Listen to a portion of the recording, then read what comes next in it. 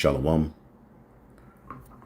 First and foremost, I want to give all praises to the Heavenly Father, Yahweh, Bahasham, Yahweh Shai, Bahasham, Rahahakodash. Double honors to the apostles, the bishops, and the elders at Great Millstone who rule well. Peace and salutations, as always, to the elect. And I wanted to do a response to this video that was uploaded by the Elder Bishop Ayathan, out of the Connecticut camp, of the up there with the apostles and the bishops and the rest of the elders as well. As you can see, the title of his page, Fire Cures Leprosy. Subscribe and be edified. The title of the video that I will be responding to is Prophesying with Head Covered is a Pagan Ritual. All right. And we're living in a time, as Peter warned us, all right. Let's get that right here in the book of 2 Peter, chapter 2 and 1. It says, "But there were false prophets also among the people, even as there shall be false teachers among you." All right. As Paul said in one of his letters, of your own camps, people who would be a part of your camps and maybe leave and do their own thing, with men arise speaking perverse things. All right. So Peter is letting us hear that there's going to be false teachers among us who should privily bring in damnable heresies. All right. And one of the damnable heresies, all right, as you know, we've entered into the labors of other men. All right. And ultimately, we've entered into the labors of Yahweh Shai. We're built upon the foundation of the apostles and prophets. All right. So as the scriptures say, we have to strive lawfully, you see. And there's a particular manner, all right, through the spirit and power of Yahweh Shai that's going to be pushed through the leadership that we should follow. All right. But particular men come in and bring in damnable heresies, even denying the Lord that brought them. All right. And bring upon themselves swift destruction. And that's what's going to happen. All right. And we're seeing those damnable heresies. Now, when you look up this word heresy, before we get into the lesson, I just wanted to touch into this. All right.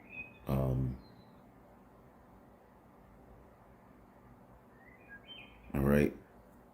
Heresies, just get to the point, a body of men following their own tenets, sect, or party. All right, of the Sadducees, Pharisees, and then you had the so-called Christians, which are the followers of Yahweh Shai. Dissensions arising from diversity of opinions and aims. All right, and you see these particular back and forths, and what you need to know is that this is of the Spirit of the Lord. As Paul said, there would be, divisions amongst you. All right, and that's going to happen. All right, so any of you people who are watching, and you get tired of the back and forth, well, you must know this is what happened when Yahweh Shai was on the scene. All right. And this is damn sure what happened to his followers, his disciples. All right. Ultimately, they were being accused of speaking against Moses, against the temple, against the law. And that's the same thing that we're being accused of, as we saw the video Deacon Hakab, the Sakari, did yesterday, where he blatantly lied on us, pushing the notion that we teach hell. And they're pushing the notion that we're teaching our people against the law. And any of you people who watch us, all right, have you ever got the notion that we're telling you don't have to keep the law? Absolutely not. All right. We just put more emphasis, all right, on belief in Yahweh Shai's sacrifice. All right. That blood, all right, the death, burial, and resurrection is the only way we can have perfection. All right. And belief on that, all right, is how we are justified. But of course, as you believe that and have faith in that, what you hear, all right, you're going to be moved, all right, to keep the laws. All right. And every year you see us do the Passover. We're always getting on people for, pushing, false doctrines. We continuously, get on the Christians. But these individuals who are coming with these arguments, as we've been doing videos, they're just backing their lot. All right. As the so-called religious leaders of the day, persecuting the church. All right. For putting more emphasis in Yahweh Shai's sacrifice. All right. Over the law of Moses. All right. And ultimately, they're going to bring up on themselves swift destruction. You see, so this is nothing new. OK, look up why they stoned Stephen. They pretty much lied on him and pretty much, bear false witness. And we're going to have to undergo those same things. All right. So yeah, brothers are responding to that garbage video, which ultimately this all started, and we've been going back and forth with these characters for years. But this all started because their leader, all right, openly said Paul's writings have no authority. They openly go out and teach with their heads covered. All right. And we go to Paul's writing and let you know, ultimately, Paul was letting the church know at that time, all right, as they were, in that Greco-Roman captivity, turning from the idols that they were in. They were trying to what? Institute some of the pagan customs into the church. So Paul had to address these things. And we'll get into it.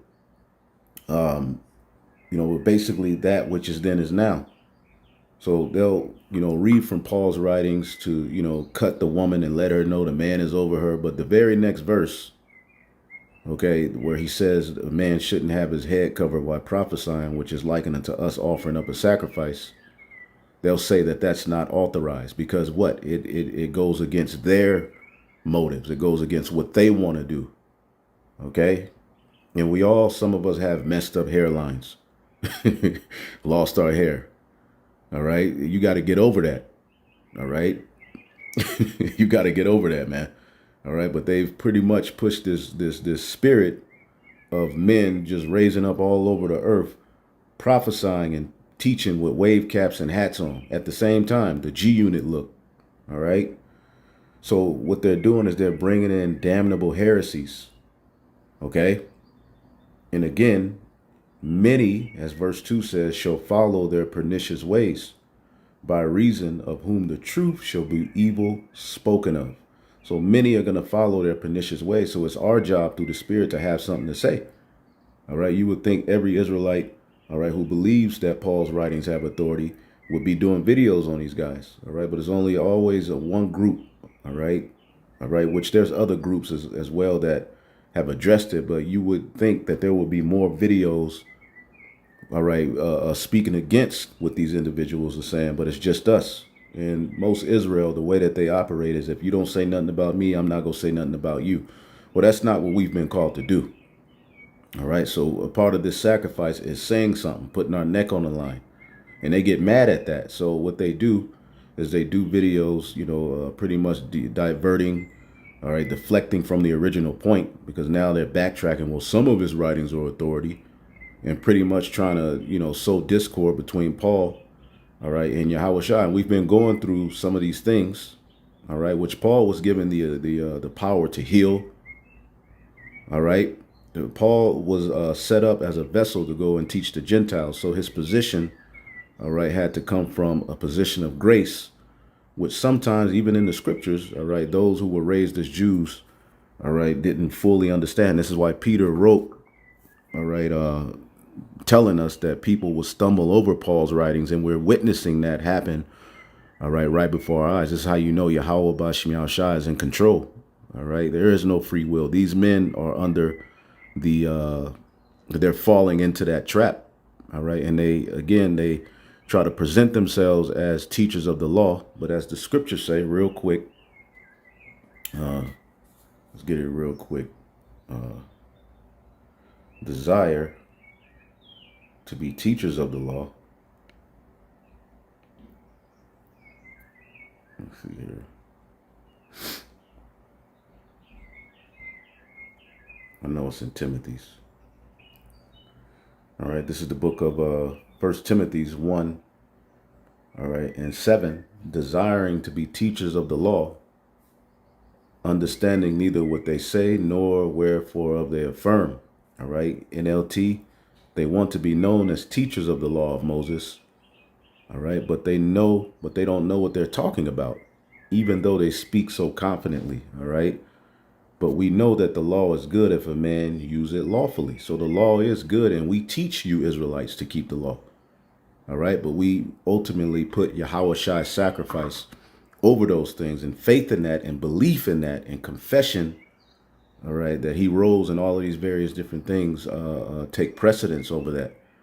All right. But again, they don't understand how to find the fine line between that. As it says in the book of Corinthians. Let's get it real quick. All right. In the book of 2 Corinthians. 2 and 3. Let's get it in the NLT. But the people's minds were hardened, and to this day, whenever the old covenant is being read, all right, which again, we are not under the old covenant, we're under a grace period.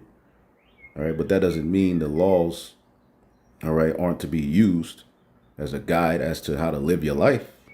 All right, absolutely they should be. All right, but it's through belief we are saved in this grace period, faith. All right. Again, you had the example of the rich man who kept all of the laws, but what did he lack? Faith. Okay. You had a man who basically boasted in all of the laws he kept. Then you had a man who was crushed and said, I'm a sinner, I need help, which was justified. Okay. So there's a weightier matter here that these individuals just don't seem to get. And they're not contrite, they're not broken, they're high-minded. Okay.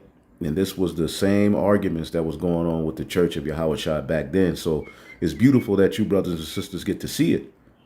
All right. And those who are swept away and led to believe the lies that these individuals are pushing, you know, deflecting, we worship Apostle Tahar, we this, we sold out, you know, all of this madness, then hey, you're just going to be swept away with them. All right. But us in our house, we're just going to continue to edify and bring this truth out. So it says, but the people's minds were hardened, and to this day, whenever the old covenant is being read, the same veil covers their minds, so they cannot understand the truth.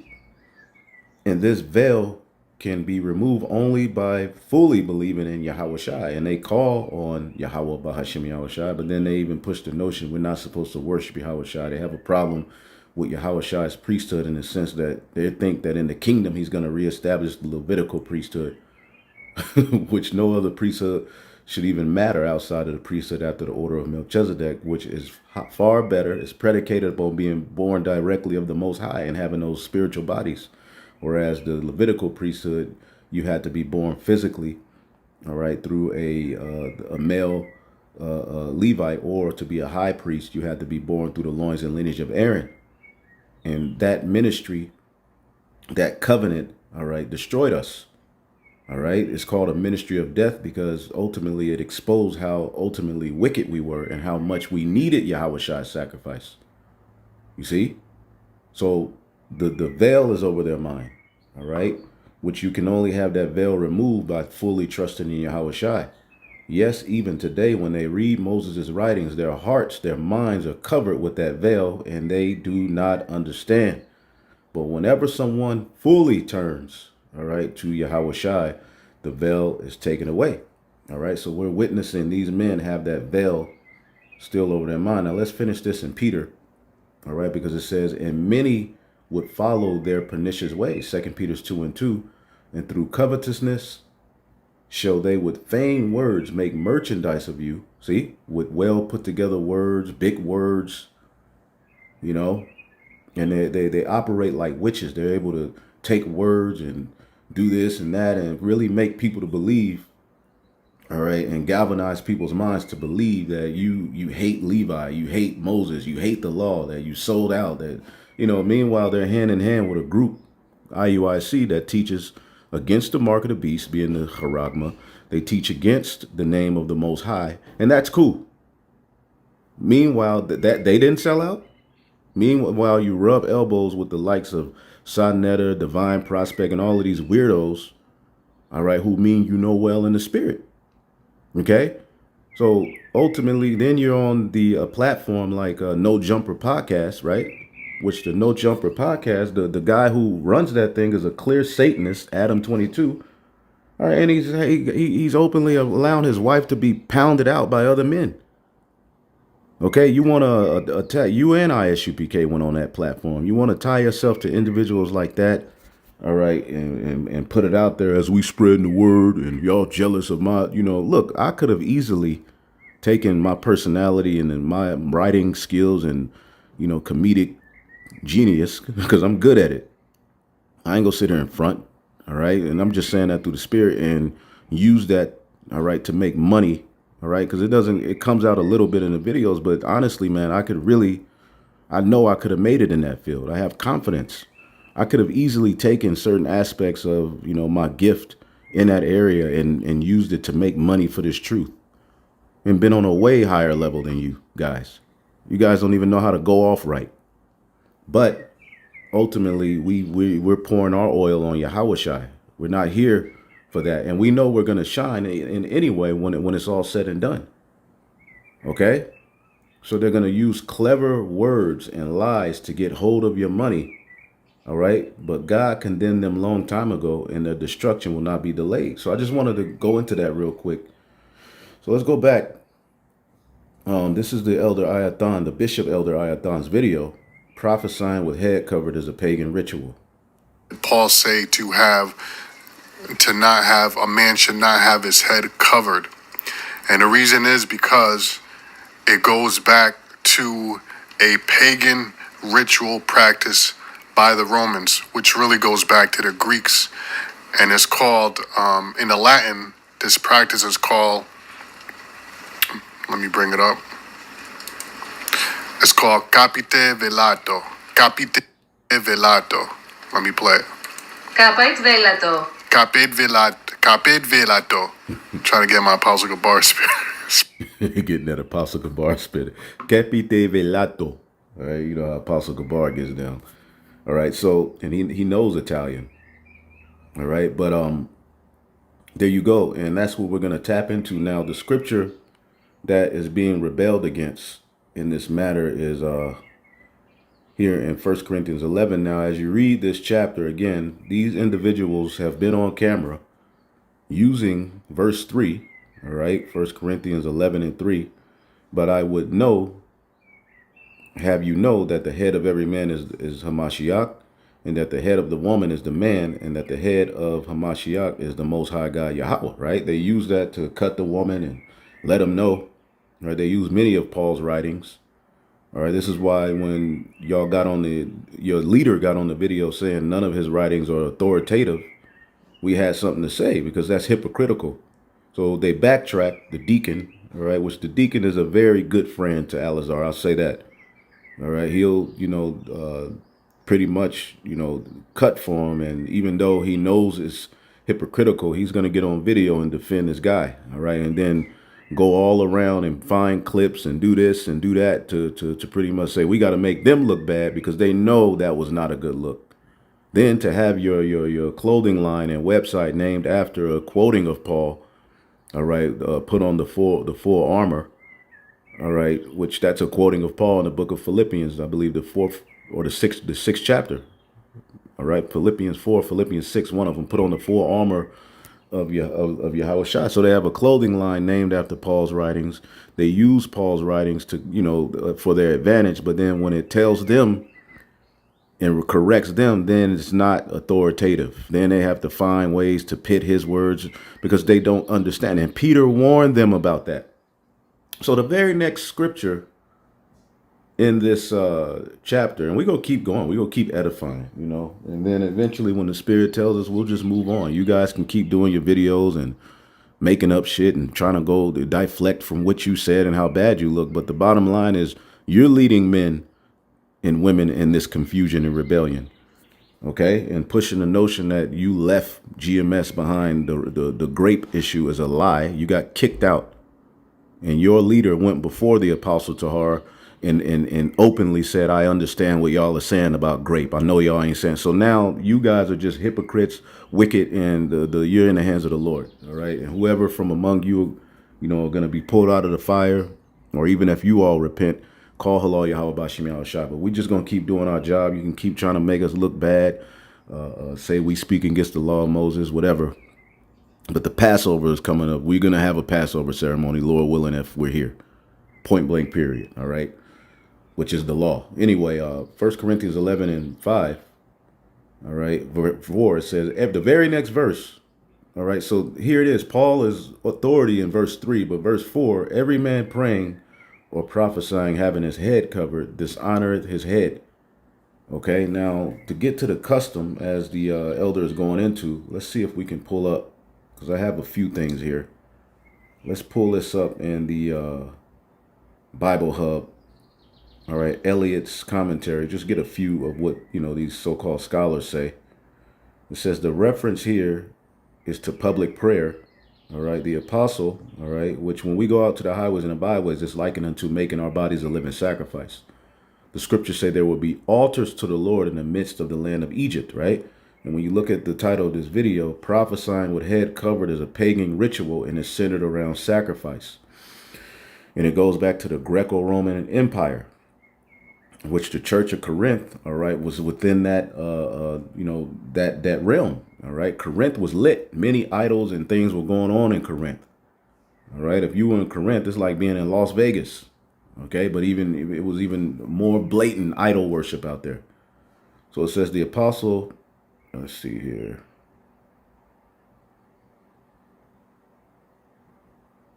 Let's see here. All right, having his head covered, which seems to be the practice of some to do in attendance of public worship. This they did in imitation of the heathen. All right. Now, the custom that the elder bishop is bringing out here. All right, let's go to that. It's called capite velato. All right. In the Latin, there's a phrase called capite velato, meaning literally with head covered. The term is used for Roman religious contexts to refer to the act of covering head with a veil when performing sacrifices. It is said that the Etruscans, by contrast, did things Greek style, all right, with bare head, all right. Now, let's see here. It says, at the practice of public rituals in ancient Rome, all right, officiants prayed, sacrificed, offered libations, and practiced, all right, augury, which you go to the augury, inauguration today. And here in America, you have the, they use inauguration that's going into witchcraft and, divination and, fortune telling and looking into the future. All right. But augury, all right, let's look that word up. See if we can get that word. Augury is a sign of what would happen in the future. Okay. And you have inauguration today here in America. All right. In omen, they heard the sound of an augury, yada, yada, yada. Okay. And we're in the Greco-Roman Empire all over again, right? So it says, capite velato, with the head covered by a fold of a toga drawn from the back. This covering of the head is distinctively, all right, feature of the Roman rite in contrast with Etruscan, which the Japhetic people who, ruled that land before the Edomites took over it, practice, or ritus gracious, a Greek rite. So this all comes from the Greco-Roman, all right, and you see these individuals at camp even, all right, with these kind of coverings over their head, right? Now, the hat itself, as we'll show you, actually goes back to the Greek, all right? So what they're doing, as we'll show you, is they're entering in pagan customs, all right, into our customs, all right? And this is what ancient leaders did back then. Now, what I want to do is go here. Let's go to, let's see here. Let's go to, let's see where we're going to go next. Here, let's go to 2nd Maccabees, all right, which you should read this history, which the wicked rulers of that day who were linked with the leaders of the, the Greek Empire, all right, the Greco-Roman Empire, all right, they as you can see here, they did wickedness, man. Let's see here. Let's get to verse 9. Besides this, all right, so this is the book of 2nd Maccabees, chapter 4, and we'll start at 9. Besides this, he promised to assign 150 more, if he might have license to set him up a place for exercise for the training of the youth in the fashions of the heathen, and to write, all right, them of Jerusalem by the name of Antiochians, all right? So they wanted to put their name on them, and then you would get branded as well. Okay, all of the rights that we see that are being brought back today, that were done back then. All right. And when the king had granted, he had gotten into his hand the rule of forthright, he brought his own nation into Greekish fashion. Okay. And the royal privileges granted a special favor to the Jews by the mean of John, the father of Epalymus, who went ambassador to Rome for enmity and aid, he took away in putting down governments which were according to the law. He brought up new customs against the law. Okay?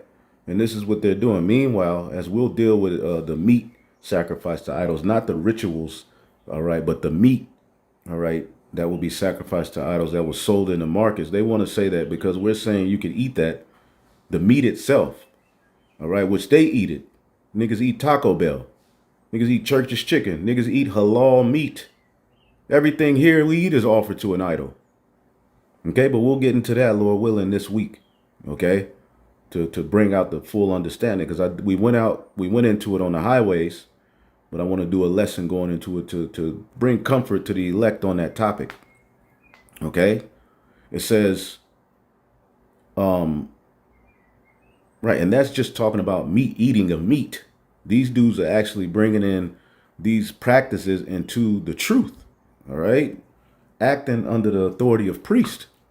All right, so it says, for he gladly built a place of exercise under the tower itself and brought the chief young men under his subjection and made them wear a hat.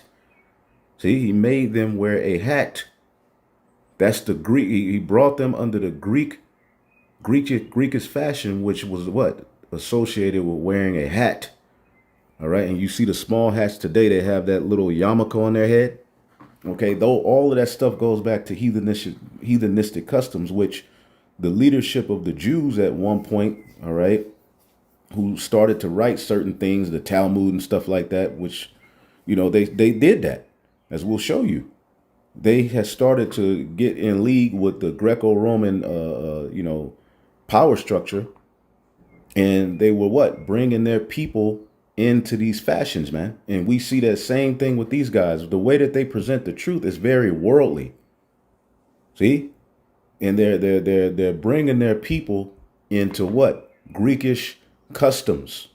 We're in the Greco-Roman Empire all over again, and they're molding you in that fashion, trying to act as if they're really hardcore about the law. You see? Wearing a hat, all right?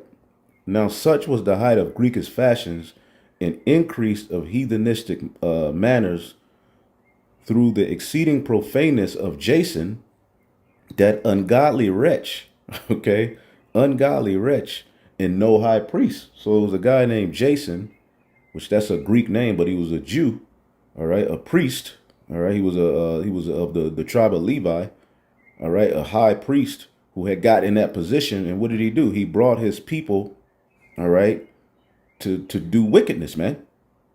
See?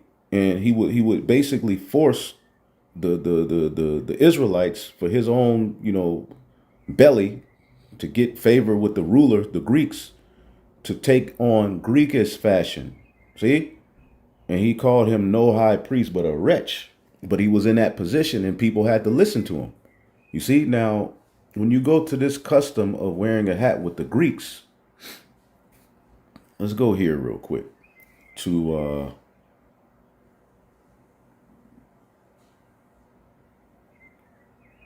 Pestissos, okay?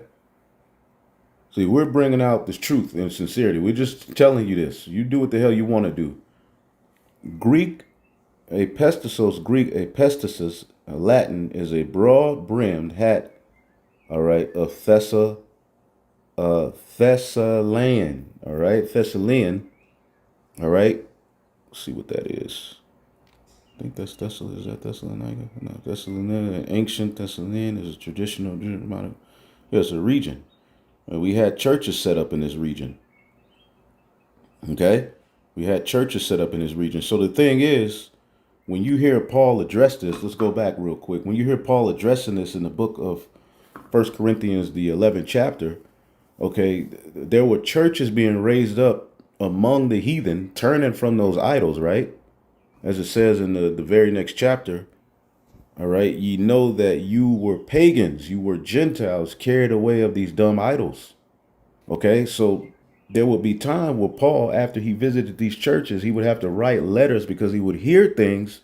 Okay, well, now they're falling back into certain practices. Like you would, you would hear like in the book of Timothy, I suffer not. Okay.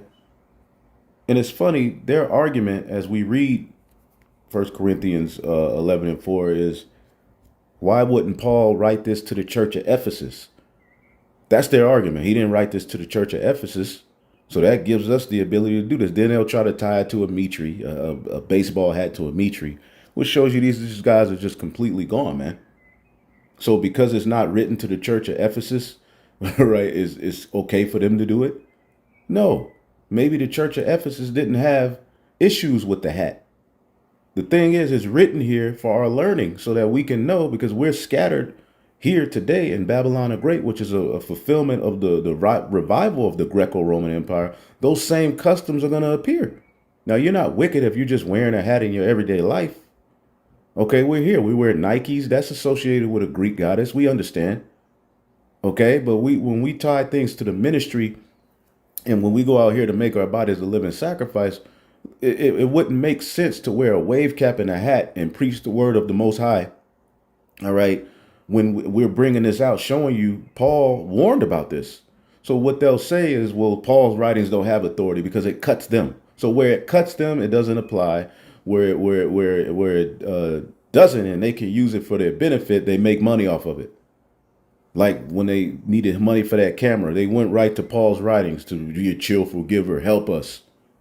We need a camera. We can't do a live show because we lost our camera. Meanwhile, they're recording.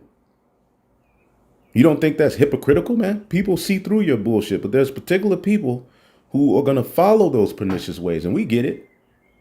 And it's going to be more of them than it is of us. There's nothing wrong with that. Okay? So, again, when you read Timothy, all right, where it says, but I suffer not a woman to teach, 1 Timothy 2:12, nor to usurp authority over the man, but to be in silence. What was happening amongst that church? You had women in their pride being put in positions of authority, because what was big in that particular region? Ephesus, where Timothy was being sent. Woman worship. See? So these were things that would have to be addressed. You have that woman worship spirit here in Israel today, where you have particular Israelites who will allow women to have authority in their churches to do this. And what does it cause? Confusion. So this is why Paul said, I suffer not a woman to teach, nor to usurp authority over man, because guess what was happening in that region? Heavy idol worship, woman worship, which would trickle its way back into the church, because again, these were Gentiles turning from these ways. You see, it should make perfect sense unto you. So going back, this custom, all right, of Thessalonica origin, worn by the ancient Greeks, Thracians, and Etruscans, often in combination with a chlamys cape. It was the model of wool. It was made of wool, leather, straw, or animal skin. Women's versions had a high crown, while those, all right, men wore a leather crown. It was worn primarily by farmers, travelers, hunters, all right, which today you have hats. Okay, that goes back to a custom that's not of the Jews. Now, again, are you wicked if you have a hat? You know, brothers like hats. There's nothing wrong with that. We're here, all right? But the bottom line is, when you're doing these things in association with going to the altar, the sacrifice, all right, then you're tripping. It shouldn't be done. It's a mockery to sit there and teach the word of the Most High with a wave cap and a hat on. Okay, it just puts a stench on the word. And again, this is a heathen custom, okay, that they associated with their sacrifices. Okay, it was worn primarily by farmers, travelers, and hunters. It was considered a characteristic of rural people. A winged hat became the symbol of Hermes, the Greek mythological messenger god. Hermes, which that's where you get the term hermaphrodite. Hermes is in that. Hermes is an Olympian deity in ancient Greek religion, mythology, considered the herald of the gods. But these dudes want to make it seem like they're so into the law, the this, the that, the law. But again, they're not even careful enough. Again, this is what? Irresponsible leadership. That's all it is. Okay? And look what he had on. That hat. Okay, you see he had that hat on? So they will wear the hat in, in that in those particular empires to honor particular gods. Okay? Along with Peleus, the petosos was the most common hat worn in ancient Greece. Its wide brim protected the wearer from the sun, all right, and rain, and a lengthy strap followed the ears to secure it under the chin. It is its popularity later extended to the Etruscans, the Byzantine Empire, and the Roman Empire in slightly modified forms, and it's here back today in slightly modified forms. And now you can put Indian logo on it and say it's associated with a baseball team and make money off of it. But the energy of it doesn't go back to the customs of the Jews. All right. Type of metal hat worn in ancient cavalry. All right. Then it has the gallery. Okay. You can see it. Okay. So again, let's see. Pestos wearing youth with leopard skin. And a lot of the Jews, as we went into the Greco-Roman Empire, okay, as we see here, there was a particular high priest, all right, here in the Maccabees, okay, that what? They made them wear a hat, okay? Made them wear a hat, verse 12. So they built a place of exercises, which is where you get gymnos, right? Gymnos, right? And that means naked. Jake was working out naked, all right? But here you go. They made them wear a hat. And again, brothers are going to be into things. We understand, but again, they're associating this with the ministry. And that's where they're going off. Okay. Now to finish this off, I just wanted to get here because it's really not that deep, but we just tapping into this for the purpose of the spirit, This is a particular article pulled up by one of the brothers. It says the Pharisees' rival sect, the Sadducees, welcomed Greek influence. The Sadducees were wealthy, all right, powerful Jewish aristocrats who openly worked with their Gentile rulers to maintain peace and ensure a measure of political clout. You have a lot of these dudes back today doing that. Okay? So what do? They welcomed the Greek influence, all right, and pushed it upon their people. Okay? And you can read more upon that. The Sadducees, all right? Which I'm not saying the Sakari have Sadducee belief systems, all right? Because I believe it was them that didn't believe in the, reincarnation and stuff like that. But again, you see that our people, all right, that were, supposed to be, teachers of the law, all right, those of the circumcision, they started to welcome Greek influence, you see, to keep their position, to be hand in hand with the Romans. And you see that today. Look at IUIC. What do they push? They push more of a worldly mentality on our people. Even marriage, they push marriage certificates, which is nothing to do with the laws of the Most High. See, there were things written down in agreements between families, and marriage was consummated by sex. That's the law. Then you would have the token of virginity. They mock that notion, and they push to you got to get married to these women, all right, by the state of wherever you are, which enters a third party into your marriage. And that usually does not work out well for Israelite men. But they're pushing that mindset. Okay, auctioning off men and women at their Passovers. You see, doing all of these worldly things. You have many of these camps, all right, doing worldly things, all right, to say that they're, you got to, become, then they go into, I become to the uncircumcision, I become to the uncircumcision. Then they go to Paul's writings. The Sadducees, the righteous, it says, all right, the religious party at the time Yahweh Shai was on the scene, all right, among the Jews who denied the oral law, all right, because you would have particular laws that they would just make up. And these dudes doing that, okay? And now it's okay to wear a hat. What scripture says that we wore? Then what they do is they go to the mitri, which was wrapped around the ears, but it left a hole at the top. Now, within our customs, there were particular rituals, like a mourning ritual where you would cover your head. All right, but when you went to offer up a sacrifice, your head wasn't covered, man. Okay? It says, was a revelation of God to the Israelites who deemed the written law alone to be obligatory on the nation.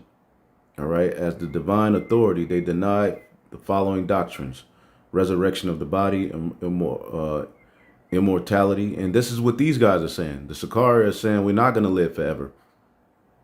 All right, meaning, after 1,000 years, we'll, die or go back to the spirit realm because the earth will be overpopulated.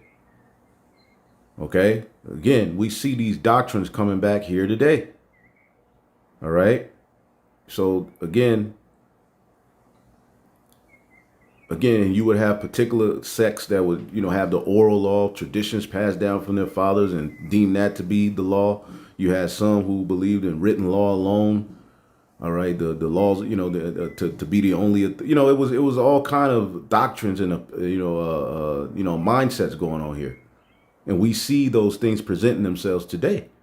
So marvel not that you see these arguments, and marvel not that these dudes will get on camera and sit there and blatantly lie because they have no fear and their egos are hurt, and they're watching this right now, mad, preparing a video to make us look as bad as possible. Next, they're going to bring up grape. Which here it is, you're supposed to be a master of the law, but you don't have the wherewithal to just admit that we have a law on how to handle grape if it happens. Which we're going to tap back into that. Why not? All right, because putting that law in place, if a man knew that he would have to, pay and take that woman as his wife, if he touched her, if you break, you buy, then he most likely he wouldn't do it. There's a scripture in Sirach that taps into that. All right. And I'm going to go into it, Lord willing. All right. Tendencies of the Sadducees towards Hellenism. All right. It says I'm going to just read it. The priestly party only gradually crystallized into the sect of the Sadducees after the return from exile. The high priest drew to himself all power, civil and religious. And these were the ones who had problems with Yahweh. These were the ones who had authority to have him offer up as a sacrifice. Okay? It says, to the Persian authorities, he was the king of the Jews. The high priest and those about him were persons who had to do with the heathen supreme government. Okay? Like Nate. And the heathen nationalities around. This association would tend to lessen their religious fervor, all right, because they were getting paid. This is why when Yahweh came on the scene, they were like, if we let this man continue, then the Romans go take away our place. Okay? It says, and by reaction, this roused the zeal of a section of the people for the law. With the Greek domination, the power of the high priest home was increased. But they became still more subservient to their heathen masters. You have Esau's paperwork, all right, to forward the truth. Deacon Asaph. Well, Asaph is a Hebrew name. But then that same guy will tell you we don't have to have the Most High doesn't have a Hebrew name. Anyway, it says, with the Greek domination, the power of high priests at home was increased, but they still became more subservient to their heathen masters. Who knows what kind of deals these guys have taken, trying to call us sellouts. All right, you're bringing in more of a heathenistic fashion in a worldly vibration to the truth, but you're hiding it under we keeping these laws. Shut your ass up, nigga. Shut your dumb ass down. It says, It says, and were leaders in the Hellenizing movement. They took no part of the Maccabean struggle, which was mainly supported by their opponents, all right, the Nasidim, all right, as they were called, the Hasidims, or the Hasmonean dynasty, I believe that's what it's talking about, all right. Maybe not, I have to do more study on it. But basically what you can see is that the rulers, okay, as a matter of fact, let's get that in the scriptures. All right.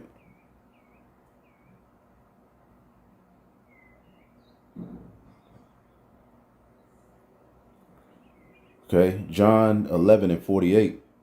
Because Yahushua was on fire. His followers were on fire. But what did they say? John 11 and 48. If we allow him to go on like this, soon everyone will believe on him. Then the Roman army will come and destroy both our temple and our nation. Because they were winning. The leaders, the religious rulers, they were winning. All right. But what they were doing is bringing in Greco-Roman fashion into the fold, bringing their people under the which the Greeks, the rulers of the Romans and the Greeks, they didn't have no problem with that. Yeah. Bring them niggas into the Greco-Roman fashion. Okay. Who they really had a problem with was the church of Yahushua. That's what led to us being kicked out of Rome.